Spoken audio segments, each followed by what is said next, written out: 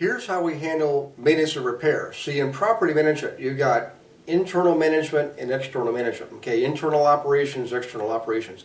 Internal is things like bookkeeping, advertising, manning the phones, taking the phone calls from prospective tenants, and receiving maintenance repair calls, dealing with contractors, things like that. All internal operations. Most of it is very scalable. Okay, in other words, one person should be able to handle up to 100 units administratively, okay? Actually, probably more than that now. External is not very scalable. In other words, a plumber can only fix so many pipes at a time, right? So external, we always have those folks be independent contractors, okay? We don't want them being employees. You might have maybe one person is like a general all-around maintenance person who goes around looking at, does inspections, things like that. Okay, and maybe they manage all the contractors. That's okay. But generally speaking, maintenance and repairs are done by external contractors.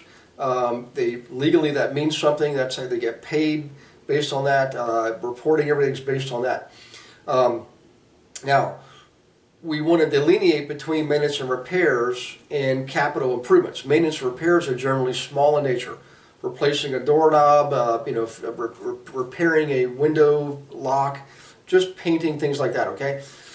Capital improvement will be something like a new roof, okay, a new furnace, a new water tank, a new electrical breaker panel, okay. Those generally require there's some code requirements there. You got to have special permits to do those things.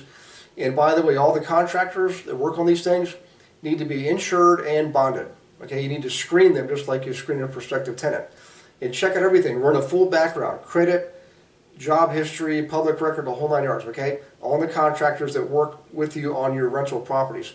Remember, you're granting them access to these properties where other people live, okay? So it's a pretty critical thing in the business.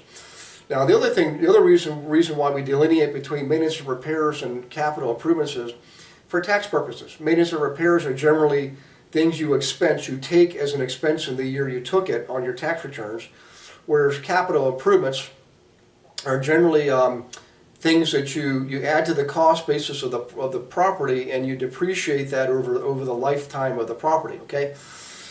Now, having said all that, how do we deal with contractors, particularly the ones that are working on the capital improvements, okay?